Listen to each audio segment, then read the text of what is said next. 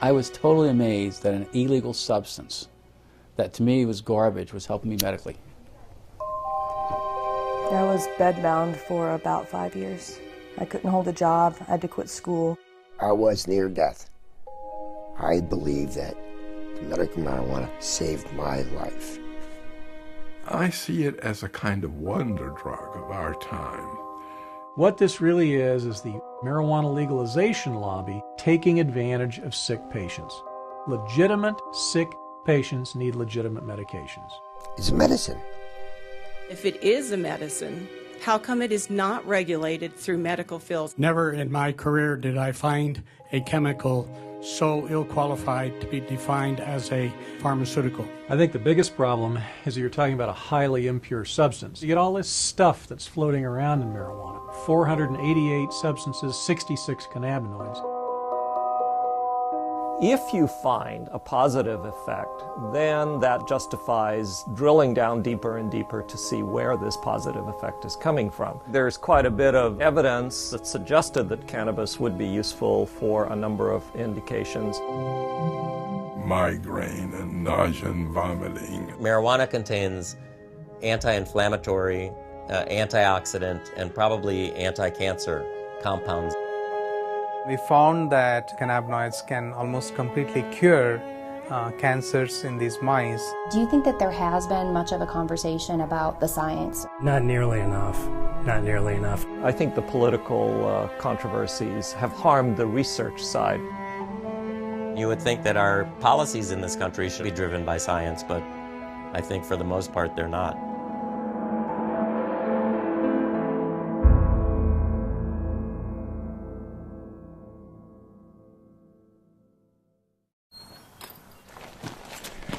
I'm not one for just sitting around.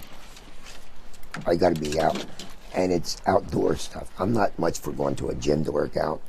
My physical exercise, I have to be outdoors doing it. For Point Hatfield, the mountains and rivers of Montana have always been a certain kind of therapy. Running and river guiding in the summer and teaching backcountry skiing in the winter have helped him through life's many difficulties.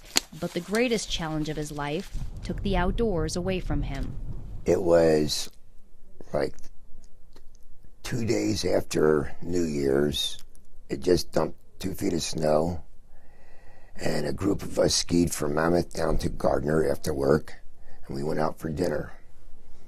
And when we were sitting having dinner, I just went like this, and there's a lump there. I had a radical neck disectomy. So they cut out this side of my neck.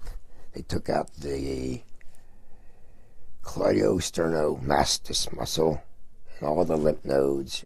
But the cancer came back. 2 more tumors and another surgery later, it was clear Hatfield would have to endure chemotherapy and radiation. Chemo and radiation were horrible, literally horrible, because I was throwing up almost all day long, every day. It zapped every ounce of life I had in me, just about. I was just hanging on by a thread. Just like he used to, Hatfield turned to the outdoors for comfort, trying to ski a small hill in his backyard. So I got 2 runs of 2 turns in, and then that's all I could do, wipe me out. 2 days after that, I went cross-country skiing with my wife, and I was able to do about a mile. That's all I could do. I was exhausted. Then after the 3rd round of treatment, I couldn't do anything. Hatfield's athletic frame melted from 160 pounds of muscle to barely 124 pounds. I used to have 15-inch arms, biceps. They went down to 9 inches. I used to have thick legs. I'm skinny now. I'm not used to being skinny. Are there things that you know that kind of trigger your nausea and things like that? No, it just comes. Just like that, it just comes. And we've used the other anti-nausea medications with you. I was on Ativan. I was on Zoloft. I think Zofran too. And there was a couple of steroids that I wore a patch with. I think there was a couple other drugs, too, that they tried. Dr. Jack Hensold is Hatfield's oncologist. He says these are common anti-nausea medications that work for most patients. We have very good anti-nausea medications now, and you know, I make a little bit of an advertisement for that right now. People don't get sick on chemotherapy as they used to because the standard anti-nausea medications are so good. But Point Hatfield wasn't one of those patients. They just did not work. Not at all? Not at all. Didn't alleviate anything. So what was the next step? Well, then Dr. Hensold asked me if I would be willing to try medical marijuana. I said, I'll try anything. We've had patients who've tolerated very well, and it's done some really good things for them. Even though Hatfield had his doctor's blessing, he still needed the green light from Wendy Gwenner, the hospital's oncology social worker. We had a fair number of patients who came out of the woodwork who probably were users anyway and said, well, gosh, I've got cancer. Can I get a card? And the answer is no, you can't. Gwenner carefully evaluated Hatfield's case, just like she does with every patient, before signing off on the medical marijuana recommendation. We have to be screening you and making sure that we've used appropriate medications as first-line treatment if our antiemetic medicines have not worked well, and we've gone through our cadre of medicines, then we would go to medical marijuana. After I got the medical marijuana, it just alleviated so much of that sick, pukey feeling, and alleviated the throwing up. Immediately? Immediately. Wow. Immediately. It's like it was a godsend. It was a wonderful thing. Because that throwing up all the time is not good. Right, right. I believe that the medical marijuana saved my life. I couldn't eat anything, couldn't swallow, and I think I just think it saved my life. 5 years after he was first diagnosed, Hatfield is cancer-free and enjoying Montana's beauty again. Nowadays, he says the beauty isn't the only thing he loves about this state. He loves the progressive voters who passed the state's compassionate use medical marijuana law in 2004, allowing patients like him the option of using a drug at the center of a growing controversy. There's a false stigma attached to it, and I'm doing this interview to help other people. Why not? It's our job to help other people. It's our responsibility. If we can do something for people, why not do it? If something can help somebody, why not let those people have that? Impassioned pleas from patients just like Hatfield have been the spark behind a nationwide movement to allow access to marijuana as a medicine. By the fall of 2010, 15 states had passed laws similar to Montana's. This is all in direct conflict with federal law. Since the 1970s, the U.S. government has considered marijuana a dangerous drug, one with a high potential for abuse and no accepted medical use. It's known as a Schedule I drug, the most restricted category. Marijuana shares its Schedule I status with drugs like heroin, ecstasy, and LSD. Drugs that have a high potential for abuse but do have an accepted medical value are placed on Schedule II. Some of the drugs currently on Schedule II are methamphetamine, cocaine, opium, and morphine. Doctors can legally prescribe medications on Schedule II. They cannot prescribe Schedule I drugs. So doctors like Hensold cannot legally prescribe marijuana to patients like Hatfield. Instead, state marijuana initiatives carve out a gray area, allowing doctors to make a recommendation for medical use. But they do so at their own peril, since the federal government still views any marijuana use, even medical, as illegal. The government publicly says, well, marijuana's not a medicine because we don't have enough studies to show it, or we don't have this, or we don't have that. And you go, well, here I am. You've been sending me this for 28 years. Every month, Florida stockbroker Irvin Rosenfeld receives a tin of 300 federally grown and rolled marijuana cigarettes, complete with a legal marijuana prescription glued to the side. Does it seem hypocritical to you? Of course it's hypocritical. Of course it is. I mean, the fact they've been giving it to me for all this time, they've given me over 120,000 medical marijuana cigarettes so far in my lifetime. In the 28 years, 120,000. Rosenfeld is one of 4 surviving public patients in a little-known federal program. I show them my tin can, I show them my marijuana, they go, what? What do you mean the federal government grows this? What do you mean the federal government supplies this? They have no idea. It was called the Federal Investigational New Drug Program. Since applications to the program are confidential, the exact number of patients who made it in is unknown. Rosenfeld believes he was one of about a dozen patients who received legal marijuana cigarettes from the federal government. We were able to convince the government that nothing else worked, and so they had no choice but to give it to us. Rosenfeld argued he needed marijuana to treat his terrible pain caused by a rare disorder diagnosed at age 10. It's called multiple congenital cartilaginous exostosis, which means bone tumors on the end of long bones, that whatever tumors I had at puberty will grow as I grow. They mostly grow outwardly into the muscles and the veins, stretching the muscles and the veins, making it very painful and very tender. I'd be screaming and crawling on the floor for 2 hours trying to get the muscles to get back in place. And then once they finally got back in place, the muscle would be so torn that I couldn't walk for 3 days. On top of the pain was the knowledge that any of the hundreds of benign tumors in his body could become malignant at any time. Rosenfeld spent his youth and teen years on synthetic morphine, muscle relaxants, and sleeping pills.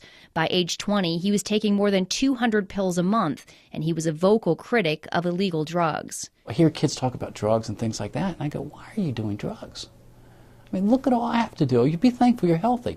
Even so, Rosenfeld finally gave in to peer pressure and tried marijuana in college. He says he didn't feel anything and decided the drug was useless and that his friends were just imagining they were high.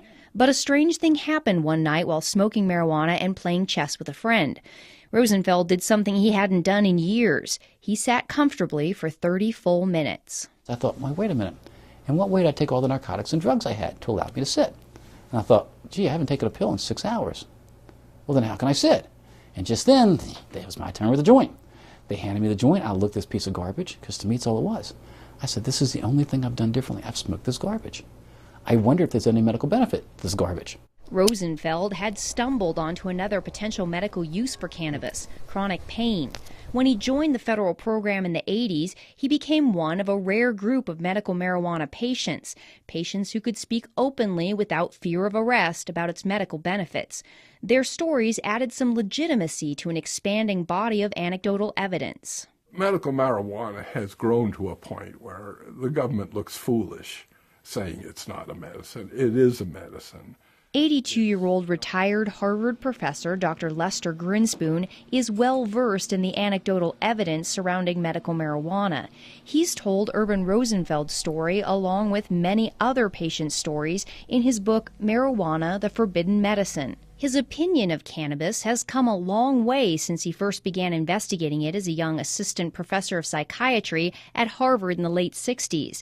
Back then, he certainly did not see it as a medicine. I could only see from my ivory tower that lots of people were using marijuana. I had a concern that marijuana was a terribly dangerous drug.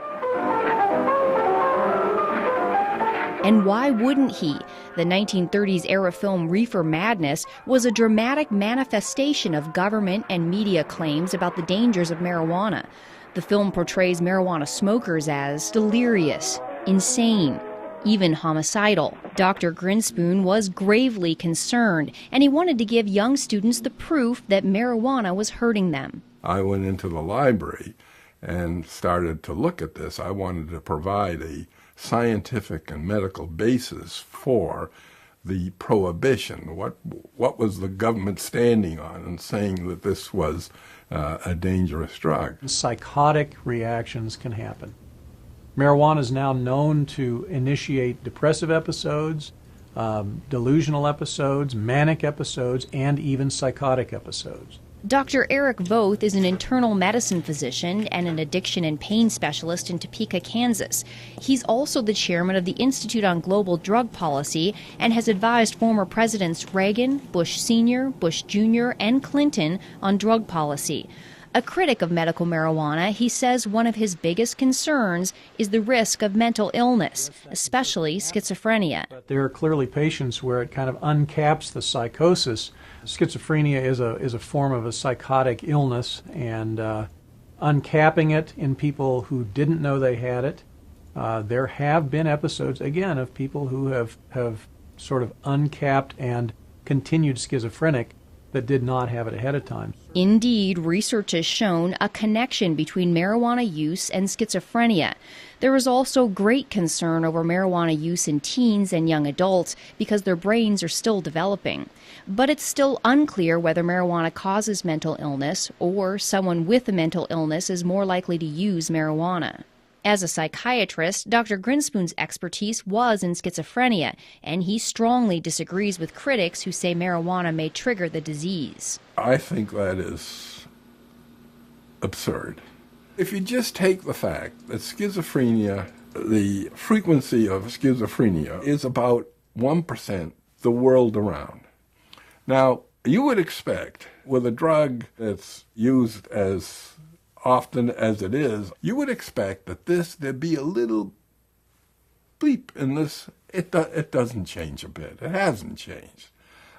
In fact, you can find as much literature about how cannabis is useful to schizophrenic patients as it's harmful. Dr. Grinspoon could not find evidence to back up the government and media reports that marijuana use leads to drug-induced violence,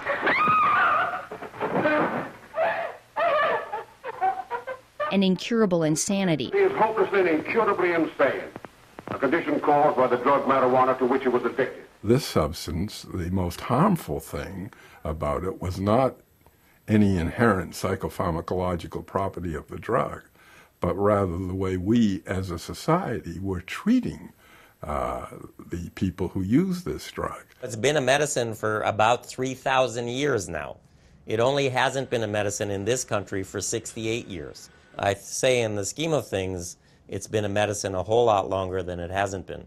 Dr. Donald Abrams is a professor of clinical medicine at the University of California, San Francisco, and an oncology physician at San Francisco General Hospital. He says doctors were able to freely prescribe cannabis for various ailments up until 1937. Harry Anslinger, who was a prohibitionist and the first head of the Federal Narcotics Bureau, decided to introduce the so-called Marijuana Tax Act. Physicians in the United States knew the medicine as cannabis, and by using marijuana, he sort of did an end run around the medical community. The act imposed a high tax on medical marijuana and such onerous registration and reporting requirements that it effectively banned its use as a medicine altogether. The American Medical Association came out in opposition to the act, with Dr. William C. Woodward testifying there was no evidence the medical use of cannabis was causing addiction, and that there are evident potentialities in the drug that should not be shut off by adverse legislation. He opined that it's impossible to foresee how much the new regulations will deprive the public of the benefits of a drug that, on further research, may prove to be of substantial value. The Marijuana Tax Act delivered the final blow to a medicine that was already being replaced by the opiates and aspirin. Cannabis was removed from the U.S. Pharmacopoeia in 1942. The fact that cannabis was an accepted, valuable medicine in the United States for nearly a century might be surprising to the teens who grew up watching the dramatizations of reefer madness. It certainly came as a surprise to Dr. Grinspoon. I discovered when I got into the library that I, despite my training in science and medicine, had been brainwashed. He put his findings into an 80-page paper, aptly titled Marijuana Reconsidered. It was later published in Scientific American. Then his professional investigation of cannabis took an unexpected, personal turn. His son Danny, suffering from childhood leukemia, had begun chemotherapy. The chemotherapeutics that he had to receive were just devastating to him in terms of the nausea and vomiting. It's a nausea that goes right down to your toenails. I mean, it's really beyond description. Even with all his prior research, Dr. Grinspoon still had no idea that marijuana might be able to stop Danny's chemotherapy-induced nausea. One night at a dinner party, an oncology doctor who had read his paper on marijuana related the story of a 17-year-old with leukemia who used marijuana to treat his terrible nausea. On the way home from there in the car, my wife, Betsy, asked me, don't you think we ought to get a little bit of marijuana for Danny the next time he gets? And I said, I'm almost ashamed to say this. I said, no, that would be breaking the law, and I don't want to offend the physicians, who are taking care of him. So I was against it. She's a rather plucky woman, and next time he came in for his chemotherapy, she went up to the Wellesley High School parking lot, and they found his friend Mark, and asked him if Mrs. Grinspoon, wanted a little bit of marijuana. When Dr. Grinspoon showed up for Danny's chemo treatment, he was surprised to find his wife and Danny so relaxed. They were joking, and he was smiling, and no problem. He got on the gurney, had the injection, and whereas before, with this particular chemo, he became nauseous, felt awful right away, and the race to get home before he started to vomit, and then in a bed with a bucket at his side there until it was just dry heaves. That day, he got off the gurney, he said, "Hey, Mom, there's a sub sandwich on Brookline Avenue, I noticed. Could we get a sub on the way home?" When he discovered Danny had smoked marijuana, Dr. Grinspoon was not angry. He was relieved. And I called the doctor, the attending who was taking care of him, and I said, I'm not going to stand in his way doing this again. He said, don't. And don't have him do it in the parking lot. I want to see this myself. And so it went. He never had any difficulty with nausea and vomiting. With the further treatments for as long as he lived, he was free of that anxiety. And I can tell you, it was not only a relief for him, it was a relief for his parents and his siblings. It was a godsend. Not surprisingly, Dr. Grinspoon has become an ardent supporter of legalizing marijuana for medical use. People who suffer from these symptoms and syndromes, depending on just how serious they are, that's always accompanied by anxiety. And to take and artificially impose another level of anxiety, the anxiety involved in doing something which is illegal, for which you can be punished, is cruel. By the 1980s, scientific interest in cannabis had begun to catch up with the personal experiences. According to a 1982 United States Institute of Medicine report, Marijuana and Health, the preliminary research coupled with anecdotal evidence warranted a closer look at medicinal cannabis. The report also found that marijuana attacks diseases and symptoms differently than other drugs. This offered the tantalizing possibility for drug companies to develop new, novel drugs out of the chemicals in the marijuana plant. The Institute of Medicine called for more research on these chemicals, known as cannabinoids. Even with this encouragement, research on cannabis failed to flower. There aren't many scientists or clinical investigators who are particularly interested in doing research in medical marijuana because it's such a hassle. Marijuana's Schedule I status means Dr. Abrams has to get approval from more than a half dozen regulatory bodies before he can start a cannabis medical trial. There are so many roadblocks that you have to go through. Marijuana is an illegal substance that I think a lot of investigators and even organizations just don't want to get involved in something that is so controversial. Dr. Igor Grant is a professor of psychiatry and the director of the California-based Center for Medicinal Cannabis Research. He says not only is the research bureaucratically difficult, it's expensive, and financial backers are hard to find. You know, an ordinary investigator just does not have the time or resources to do this kind of work. I mean, you really need, either federal or state funding or pharma funding, something to navigate this whole system. The center's research was funded by a $9 million grant from California taxpayers. The money allowed for a few legitimate small marijuana trials, including several done by Dr. Abrams, that confirmed what Rosenfeld was saying all along, that cannabis works on pain, especially pain that does not respond to opiates. All of them, to some extent or another, demonstrated that smoked marijuana is effective in this situation for which we really don't have very good treatments. I can say that the cannabinoids are almost certain to be useful in neuropathic pain based on the research that we've done. But even when researchers get significant results like this, Dr. Abrams says cannabis research can still be an academic dead end. When I submit it for publication, I have found what I perceive to be a publication bias, that people are not particularly interested in publishing data suggesting that marijuana might have some benefits. All of those things, I think, sort of dampen anybody's enthusiasm to take on medical marijuana research.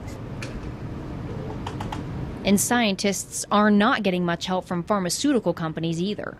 No pharmaceutical company is interested in supporting, marijuana research. Because it's a naturally occurring substance out in the world, so you can't patent it per se. So the research on it is quite dicey. It really is. Nobody can make any money on that research or on that development. Even if drug companies created a novel marijuana plant drug that they could patent, doctors could not prescribe it. It's going to be a class 1 type of drug. It's not going to be broadly used. And again, why do you want to spend a lot of time developing a drug that you can't really sell? Why would a pharmaceutical company want to get involved with something like that? I think until marijuana is rescheduled, large-scale research will probably not occur. Advocates have been mired in a decades-long legal fight with the U.S. Drug Enforcement Agency to do just that. In the late 80s, they made the argument that marijuana has accepted medical value and that it belongs on Schedule II. It was almost past Francis Young, I believe, was the DEA administrative judge who, my understanding was, basically suggested that it be made a Schedule II. According to government documents, the DEA's administrative law judge, Francis Young, found there was incontrovertible evidence that cannabis was an effective medical treatment for nausea and appetite loss, multiple sclerosis, and spinal cord injury spasms. Judge Young ruled marijuana should be moved to Schedule II, writing, "The evidence in this record clearly shows that marijuana has been accepted as capable of relieving the distress of great numbers of very ill people. It would be unreasonable, arbitrary, and capricious for DEA to continue to stand between those sufferers and the benefits of this substance." For those who were concerned about marijuana's side effects, Young ruled that as a medicine under a doctor's supervision, marijuana in its natural form is one of the safest therapeutically active substances known to man.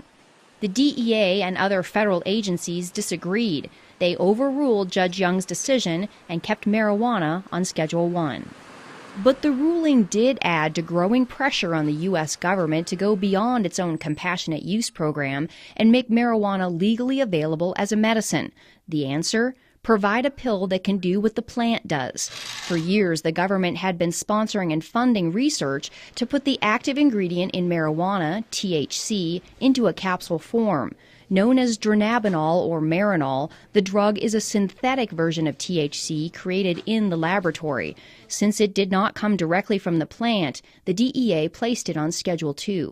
They wanted to have an answer to people like me. There is a medicine out there that people can buy. They don't have to use herbal marijuana. Dr. Grinspoon says the problem is Marinol does not work as well as marijuana. You take people who have used both herbal marijuana, smoked it or ingested it, and Marinol or dronabinol. Every time, never an exception. Oh, I much prefer herbal marijuana. It was my experience when AIDS patients first started taking dronabinol back in 1992 that they didn't like it. The absorption when taken orally of THC is very variable and low. The gut only absorbs 12%, plus or minus a few percent depending on the individual. The problem with taking it through the gut, you have to wait for an hour and a half to 2 hours to know whether you're getting relief from the pain or the nausea or whatever it is you're trying to relieve. How does Marinol compare in all this? I was talking earlier. I mean, do you feel like it's as effective as the plant or no? No. I do not believe Marinol is as effective as marijuana or THC. And why do you say that? I've never really seen it work. We've had it on, it's expensive, and I've never had a patient who seemed to get much benefit from it. We really haven't had very much success with patients with Marinol for any side effect management. So there's something that is lost in with the THC in that processing. Dr. Abrams says what's lost in the processing are all the other cannabinoids in the plant, some of which are known to mitigate the high associated with THC, making the patient feel more relaxed instead of anxious. There are 400 other compounds in the plant, including 70 other sort of lookalikes to delta-9 THC, and those are all there for a reason. They provide balance, if you will, the yin and the yang. And, my opinion that you lose that balance when you remove the single most psychoactive component from the plant and use that as a pharmaceutical. I've used Marinol on some patients selectively. I've not had any problem with Marinol. Dr. Voth says while he's not overly impressed with Marinol, he would rather have patients take a pill. He says telling a patient to smoke an illegal plant is substandard medicine. I treat a lot of sick patients with all sorts of different pain and neuropathic disorders and cancer, etc. And I cannot think of one circumstance in 27 years of active practice that I've had to say, well, it's time for you to smoke dope. I just haven't.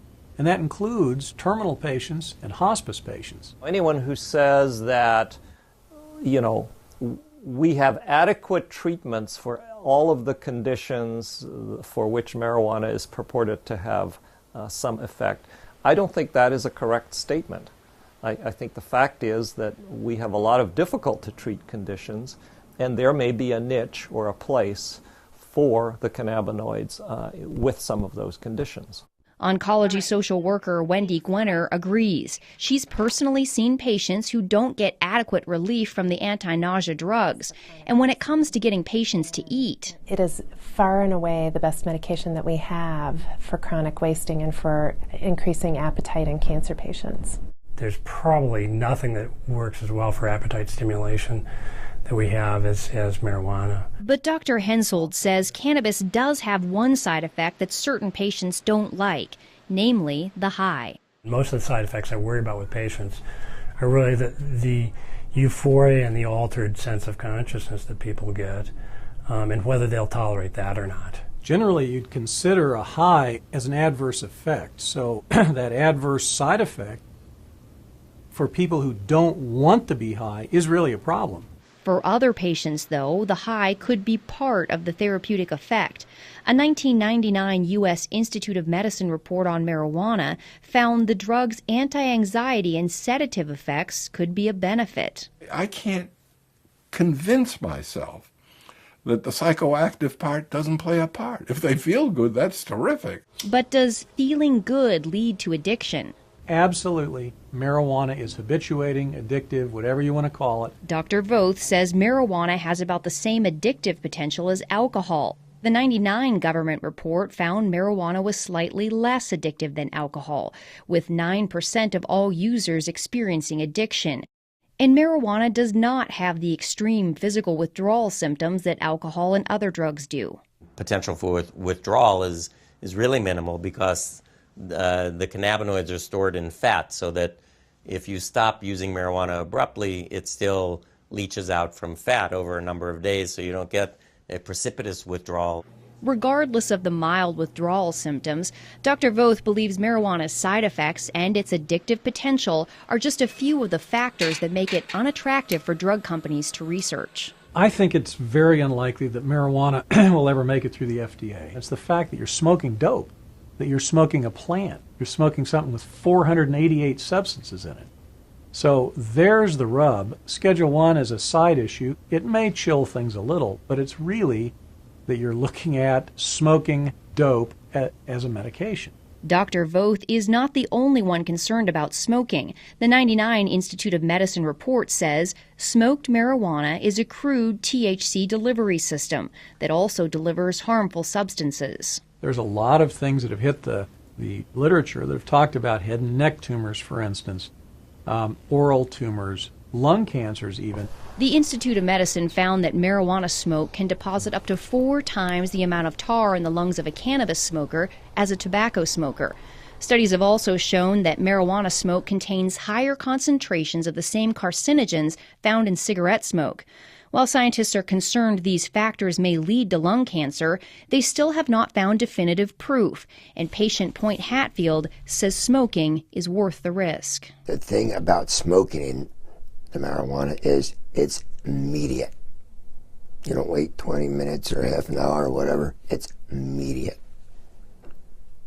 And for me, immediate relief was a blessing. When you smoke cannabis, by the way, the peak concentration in the bloodstream occurs in 2.5 minutes. When it goes through your lungs, it goes into the right side of the heart, into the left side of the heart, and then right up to the brain. Most people prefer the inhalation method because they can better titrate when the effect comes on, how long it lasts. Dr. Grant says until someone comes up with a fast-acting inhaler, smoking may be their best option. I'm not sort of in the camp of people who say, well, I grant you marijuana may work, but it's absolutely unacceptable because it's smoked. I don't think that's right. Do you worry about patients smoking? I don't. I look at the cost benefit. The cost of having untreated cancer would be far outweigh whatever carcinogens might be introduced to the lungs. Even Irvin Rosenfeld, a patient who smokes 10 to 20 marijuana cigarettes a day, doesn't waste any time worrying about the smoke. No. Why not? First of all, I have over 200 tumors in my body that could go malignant. I should live so long as to die of lung cancer. Okay. A 2006 lung cancer study funded by the National Institute on Drug Abuse gives Rosenfeld even more to smile about. Researchers unexpectedly found that chronic, heavy marijuana smokers not only had no increased risk of developing lung cancer, but they actually had a decreased risk. Marijuana contains anti-inflammatory, antioxidant, and probably anti-cancer compounds in it. This is where the complexity of the plant is both a blessing and a curse. With dozens of cannabinoids and hundreds of other compounds, it's difficult to pinpoint the source of the beneficial effects found in the smoking study. There are challenges in doing research on something that has, 150 different chemicals in it. Critic Dr. Eric Voth believes the true medical potential of cannabis lies in targeting some of those chemicals, not smoking the entire plant. There are elements in the cannabinoids and various cannabinoids that have a lot of positive effect and very little addictive or high causing effects. Scientists have managed to isolate and focus attention on one of those. It's called cannabidiol, and next to THC, it's one of the most abundant cannabinoids in the plant. CBD is cannabidiol, which is another cannabinoid like the main psychoactive ingredient, but instead of getting people high, CBD seems to be a very potent anti-inflammatory and analgesic. So it relieves pain and decreases inflammation. But what I'll do is I'll just kind of put the stove on low. I'll spoon out a little bit of the canna butter, about that much as a dose is worth for the night. And I'll put it into the pan and just let it melt down. CBDs seem to help my seizures. I'm not using it to get any psychological effects off of it. I'm just eating the butter raw with bread, so warmed up. And how often do you take that? Once a day, twice a day? At night, right before bed. I used to be on approximately 14 different prescriptions, and I would still have up to 12 seizures a day. I used to have to take 2 handfuls of pills, no more. While this 27-year-old epilepsy patient is relieved to be taking medical marijuana, she's considerably more anxious about showing her face and has requested we conceal her identity. Why do you not want to show your face? I am not comfortable showing my face because of all the discrimination that has already happened. She says both she and her husband have lost jobs when she spoke openly about her use of marijuana as a medicine. But the fact of the matter is, somebody has to speak up or nobody will hear these stories. She chose to tell us her story in her artist's studio. Here she creates much happier works than she did even a few years ago, when her self-portraits plainly showed the toll epilepsy had taken since she was diagnosed at 15. I've taken pretty much every anti-epileptic on the market, and some with a little bit more success than others. Some of the medicines I was on had nothing to do with epilepsy, and the doctors put me on them to help me sleep. or to help with my anxiety issues. The seizures were so bad I needed to be sedated heavily to sleep. The depression gets worse the more you're sedated. Despite the constant seizures and depression, she graduated high school and was accepted into a private women's college to study psychology and fine arts. The seizures were so intense by my early 20s that I couldn't stay in class. And as the stress of exams would come closer, that would trigger seizures. She had to withdraw from college just a handful of credits short of graduation. The seizures were so bad and the medication so debilitating that getting a job wasn't even an option. She was bedbound for years while the epilepsy ruled her life. My husband would have to call me, 25 times a day from work just to make sure I was still breathing okay. I could not shower by myself because if I slipped and fell, it only takes a half inch to drown. So we were living on pins and needles with me having that many. That's when she decided to move to a state with a medical marijuana program. She had read stories about its potential to treat epilepsy, and she wanted legal access to it. How did that impact your seizures? They started slowing down. I had to build it up in my system, and it wasn't until I started ingesting it that they really stopped completely. The potential of the CBDs in marijuana to mitigate epileptic seizures is not new. Scientists who put together the 1982 U.S. Institute of Medicine report found substantial evidence from animal studies to indicate that cannabinoids are effective in blocking seizures and that there is strong support for further investigation into the utility of CBD in human epilepsy. The subsequent 1999 Institute of Medicine report was less enthusiastic, saying the solid scientific evidence still isn't there yet, and it was unlikely to be a fruitful area for drug research. I'm not waiting for the FDA approval to come through. I know how it affects my body, and that's one thing that I've learned through taking prescription drugs all these years. I have to know how this stuff is going to affect me, not what somebody else says it does for them. Not only has it completely stopped her seizures, but she says something in the plant works for her anxiety, depression, and insomnia too. So she sees the scientifically undesirable cornucopia of substances in the plant as a benefit, not a detriment. The fact is it works. It works better than anything I've ever tried, any pill I've ever taken. The cannabinoids have multiple actions. It's not just on pain, or in her case, maybe anti-epileptic action, but for many people, they have a sedative and anti-anxiety effect and so forth. I'm a cancer doctor, and I often suggest to my patients that they consider marijuana for their loss of appetite, nausea, pain, depression, and insomnia. It's one medicine they could use instead of 5. Critics of medical marijuana are highly skeptical of claims it can treat just about everything. How is it possible that one plant has the potential to treat so many different ailments? Intriguing answers started appearing in the early 90s when researchers pinpointed receptors in the brain and the body that bind with the cannabinoids. Receptors can be described as locks on the surface of a cell, and when the correct key binds with the correct lock or receptor, it opens the door and delivers messages. Sometimes the message is that the body is feeling pain. Other times the message may be that there's an invader and the immune system must attack. Scientists located 2 receptors, cannabinoid receptors, one called the CB1 receptor, mainly in the brain, and the other is the CB2 receptor, which is mainly in cells of the immune system.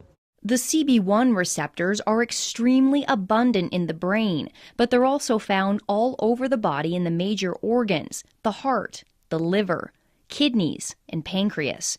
After finding all these locks that accepted the cannabis key, researchers made the next big discovery.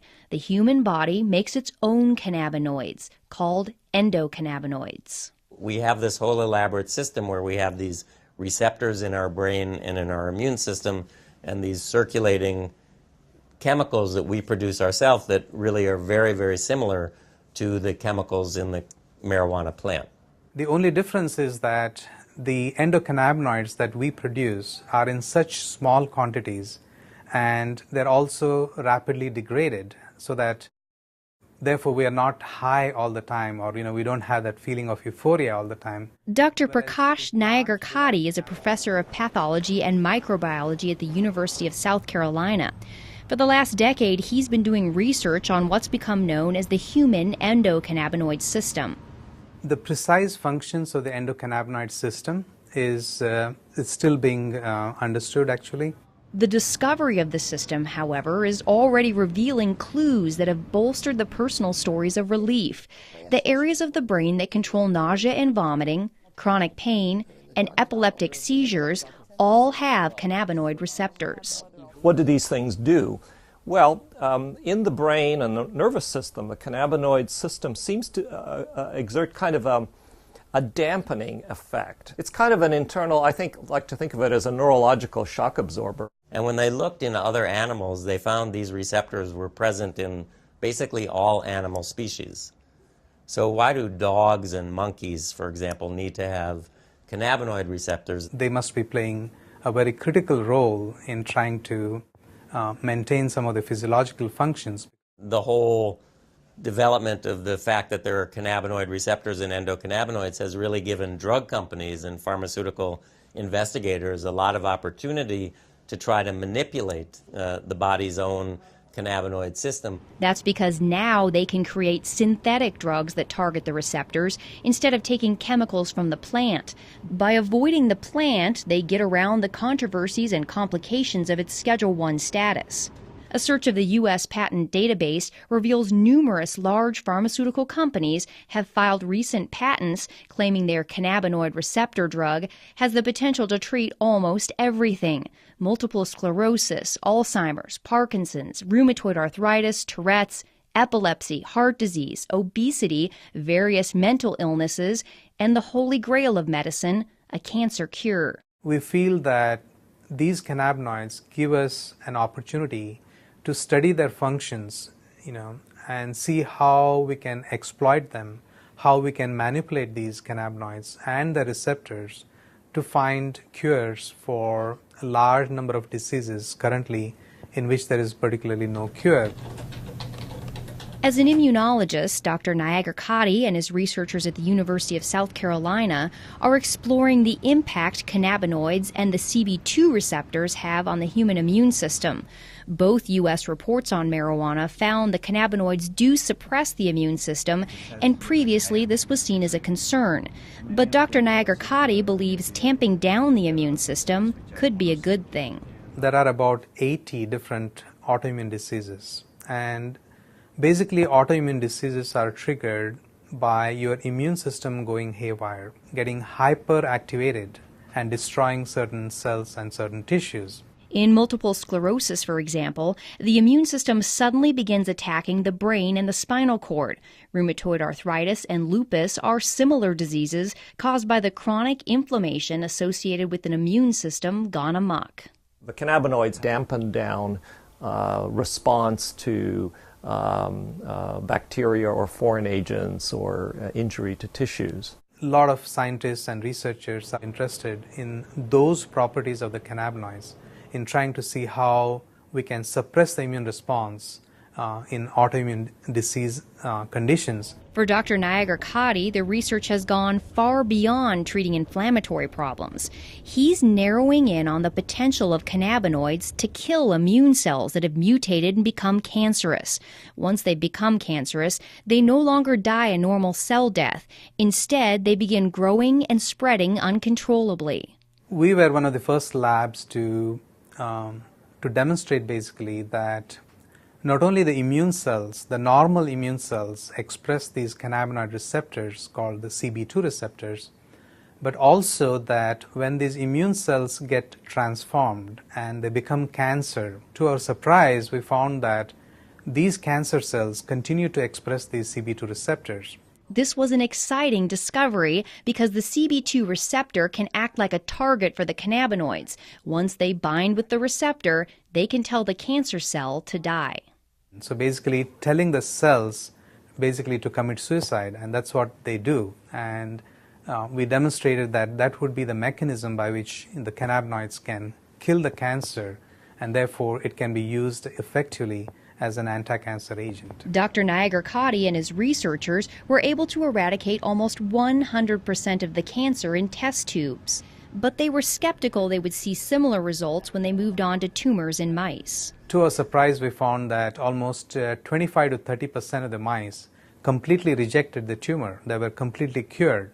And in addition, we found that the remaining mice also, there was a significant reduction in the volume or the size of the tumors as well. The lab results have been so promising that Dr. Nagarkoti is beginning clinical trials with leukemia patients. There's no doubt in his mind that the cannabinoids, either from the plant or lab created, will play a major role in medicine in the future. I feel that in the next 5 or 10 years, there is going to be exponential growth in cannabinoid research. It's an area where both the critics and the advocates agree. Scientists are now well on their way to developing medicines based on the cannabinoids. It begs the question, however, will modern medicine eventually make the marijuana plant obsolete? No, it will not. In fact, it will only enhance it. Okay, because now it's more proof that the plant really does work. Okay, and instead of spending $600 a month on buying the pharmaceutical drug, I can grow my own plants. I don't want them to ever take the choice away, because I don't know how long it's going to be before they really find out exactly what is working for me or for others. And right now, having the raw plant available is the best solution, because you have all of it there. You don't have just what they've isolated, just what they've decided is important now. Let's keep it in the corridors of science. Let's keep it in the FDA. Let's do what needs to be done, which is careful, longitudinal, placebo-controlled, crossover, head-to-head studies, and see where it falls out. But let's deliver what's really medicine. That is the individual cannabinoids. They may come across some things that are better than herbal marijuana for one thing or another, and good luck to them. I'd love that. But I never want to see compromised the capacity of people to use herbal marijuana, whether it's because the drug that they've come up with is much more expensive, or it doesn't do as well, or whatever the reason. That people should always have herbal marijuana available to them without any constraints from the law. Patients say for now the question is irrelevant.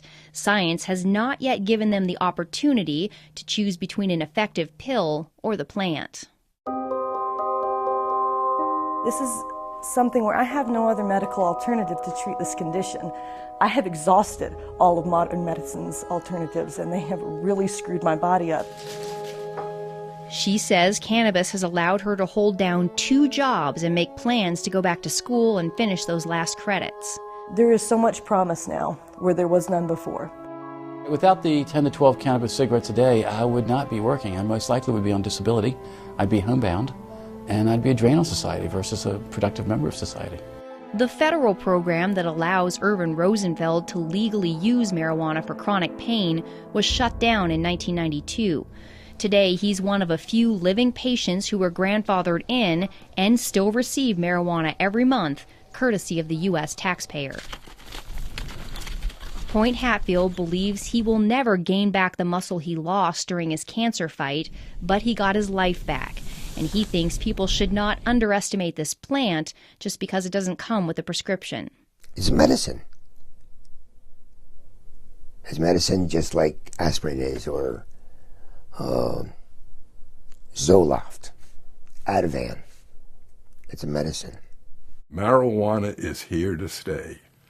It is certainly here to stay as a medicine. Dr. Grinspoon says the social stigma surrounding marijuana has damaged the medical research for too long. Today, he's on the advisory board for the marijuana advocacy group NORML, because he believes the only way marijuana will reach its true medical potential is if it's fully legalized. He's felt this way since the 70s, when he predicted the medical promise of cannabis would lead to a repeal of the prohibition in less than a decade. For years, I waited for my prophecy to come true, and I despaired that I would never see it in my lifetime.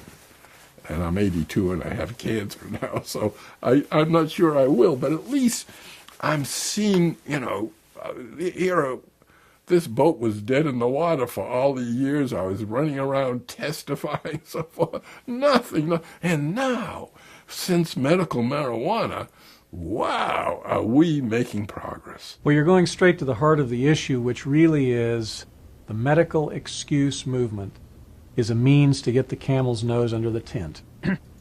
The folks that are pushing the medical excuse movement really come from the medical legalization movement. I think it's not helpful to brand people's motivations.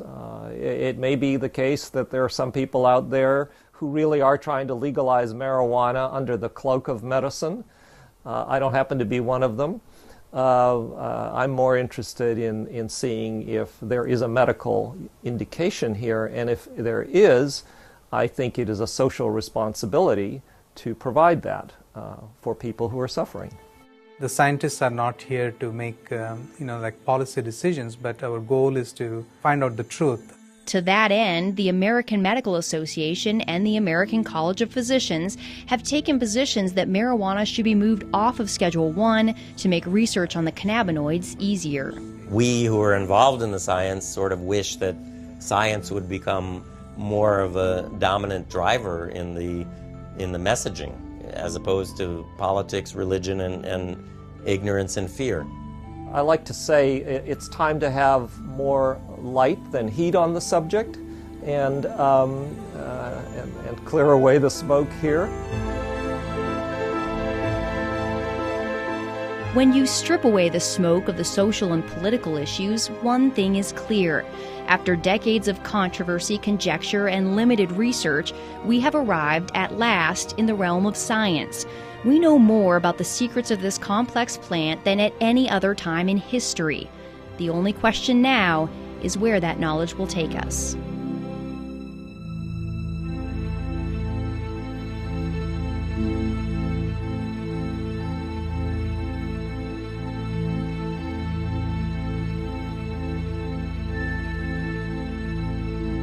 Support for this program was made possible by the Friends of Montana PBS and the University of Montana.